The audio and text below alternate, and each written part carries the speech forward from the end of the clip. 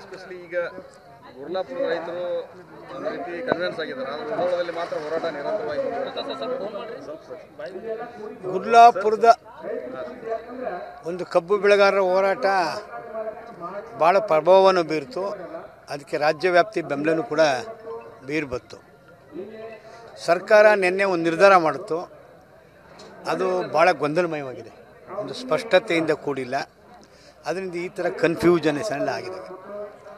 ಈಗ ಕೆಲವರು ಸ್ವಾಗತ ಮಾಡಿದರೆ, ಕೆಲವರು ವಿರೋಧ ಮಾಡಿದ್ದಾರೆ.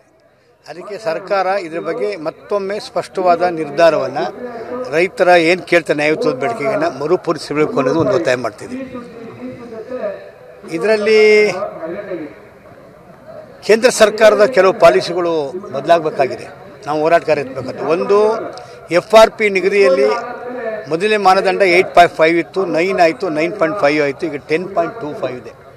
ಅದು ತುಂಬ ಮೋಸ, ಕಾರ್ಖಾನೆಗಳ ಪರ ಇರೋಂಥ ನೀತಿ. ಅದನ್ನು ನಾವು 9.5ಗೆ ಇಳಿಸಬೇಕು ಅನ್ನೋದು ಕೂಡ ಒತ್ತಾಯ ಮಾಡ್ತೀವಿ. ರಾಜ್ಯ ಸರ್ಕಾರಕ್ಕೂ ಒತ್ತಾಯ ಮಾಡಿ ಪತ್ರ ಬರೆಸಿದ್ದೀವಿ. ಎರಡನೇದು, ಎಥನಾಲ್ ಘಟಕಗಳಲ್ಲಿ ಉತ್ತೇಜನ ಕೊಡೋದ್ರೆ ಕರ್ನಾಟಕಕ್ಕೆ ಅನ್ಯಾಯ ಆಗ್ತಾಯಿದೆ. 17% ಆಗ್ತಾಯಿದೆ. ಗುಜರಾತ್ ಜಾಸ್ತಿ ಇದೆ, ಉತ್ತರ ಪ್ರದೇಶ ಜಾಸ್ತಿ ಇದೆ, ಮತ್ತು ಬೇರೆ ಬೇರೆ ರಾಜ್ಯಗಳು ಜಾಸ್ತಿ ಇದೆ. ಎಥನಾಲ್ಗೆ ಜಾಸ್ತಿ ಪ್ರಮೋಟ್ ಮಾಡಬೇಕು ಇಲ್ಲಿ. ಮೂರನೇದು, ಸಕ್ಕರೆಯನ್ನು ಎಸೆನ್ಷಿಯಲ್ ಕಮಾಡಿಟೀಸ್ ಆ್ಯಕ್ಟ್ ಅಂತ ಹೇಳಿ ಸೇರ್ಕೊಂಡಿದೆ. ನಾವು ಅದ್ರ ಪರ್ಸೆಂಟೇಜ್ ನೋಡಿದ್ರೆ 37% ಓನ್ ಕನ್ಸಂಪ್ಷನ್ ಆಗುತ್ತೆ. 63% ಕೋಕೋ ಕೋಲಾ, ಪೆಪ್ಸಿ, ಮಿಠಾಯಿ ಅಂಗಡಿಗಳು, ದೊಡ್ಡ ದೊಡ್ಡ ಸ್ವೀಟ್ ಅಂಗಡಿಗೆ ಹೋಗುತ್ತೆ.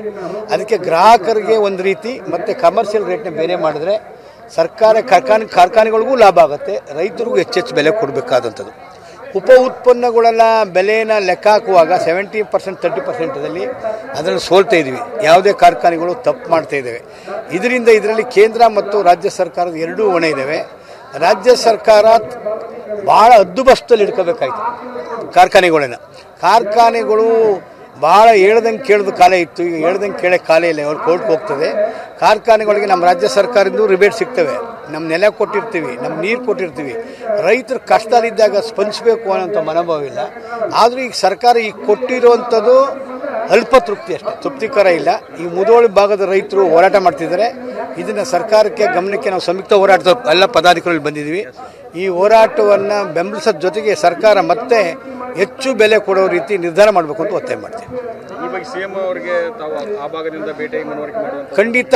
ನಿನ್ನೆ ಗುರ್ಲಾಪುರದ ಹೋರಾಟ ಆದಮೇಲೆ ನಾವು ರಾಜ್ಯ ವ್ಯಾಪ್ತಿ ಹೋರಾಟ ಮಾಡೋದ್ರ ಜೊತೆಗೆ ಕರ್ನಾಟಕ ರಾಜ್ಯ ರೈತ ಸಂಘ ಅಲ್ಲದೆ ಸಂಯುಕ್ತ ಹೋರಾಟ ಅವ್ರಿಗೊಂದು ಪತ್ರ ಬರೆದಿತ್ತು, ಮತ್ತು ಬೆಲೆ ನಿಗದಿ ಮಾಡಬೇಕು ಅಂತ ಹೇಳ್ತಿತ್ತು, ಕೆಲವು ಪಾಲಿಸಿ ಚೇಂಜ್ ಮಾಡಬೇಕು ಅಂತ ಹೇಳಿದ್ರು.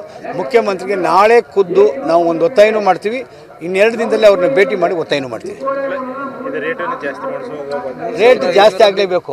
ರೇಟ್ ಜಾಸ್ತಿ ಆಗಿದ್ರೆ ಅನ್ಯಾಯ ಆಗ್ತದೆ. ಭಾಳ ರೇಟ್ ಜಾಸ್ತಿ ಆಗಬೇಕು. ಮತ್ತು ಇಲ್ಲಿ ಈ ಗೊಂದಲ ನೀವು ನಿನ್ನೆ ಮಾಡಿದ್ರಲ್ಲ, ಅದ್ರ ಭಾಳ ಕನ್ಫ್ಯೂಷನ್ ಇದೆ. 11.25, 10.25, ಅದಕ್ಕಿಂತ ಕೆಳಗಡೆ ಒಂದು ಭಾಳ ರೀತಿ ಇಡೀ ಕರ್ನಾಟಕದ ಕಬ್ಬು ಬೆಳೆಗಾರ ಹಿತ ನೋಡಿಕೊಂಡು ಒಂದು ಸಮತೋಲನವಾದಂಥ ತೀರ್ಮಾನ ತಗೋಬೇಕಾಯಿತು. ಸರ್ಕಾರ ತಗೊಂಡಿರೋದು ಗೊಂದಲಕ್ಕೆ ಈಡು ಮಾಡಿದೆ.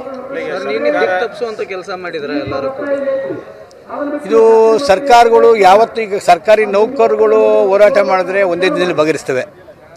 ಬೇರೆ ಲಾರಿ ಮಾಲೀಕರುಗಳು ಬಹಿಷ್ಕಾರ ಮಾಡಿದ್ರೆ ಒಂದೇ ದಿನ ಭಾಗವಹಿಸ್ತೇವೆ. ಆದರೆ ರೈತರು ಮಾತ್ರ ನಿರ್ಲಕ್ಷ್ಯ ಮಾಡ್ತೇವೆ. ರೈತರ ಬಗ್ಗೆ ನಿಜವಾದ ನ್ಯಾಯವನ್ನು ಒದಗಿಸ್ಕೊಳ್ಳೋದ್ರಲ್ಲಿ ಯಾವ ಸರ್ಕಾರ ಯಾವ ಪಕ್ಷಗಳು ಕಟಿಬದ್ಧ ಇಲ್ಲ.